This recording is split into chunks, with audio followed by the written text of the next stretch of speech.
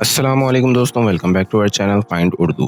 Holocaust holocaust کا مطلب ہے قتل عام، تباہی کا واقعہ۔ ہولوکاسٹ کا مطلب ہوتا ہے بہت بڑا قتل عام یا تباہی۔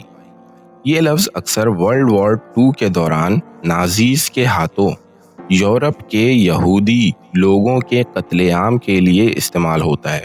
اس کا عام مطلب کسی بھی طریقے کی بہت بڑی تباہی یا ڈسٹرکشن بھی ہو سکتا ہے۔ The Holocaust was one of the darkest events in human history۔ Holocaust انسان کی تاریخ کے ترین دوروں میں سے ایک تھا۔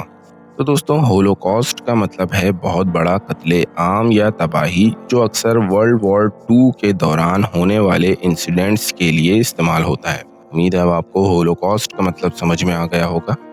ملتے ہیں نیکسٹ ویڈیو میں، شکریہ۔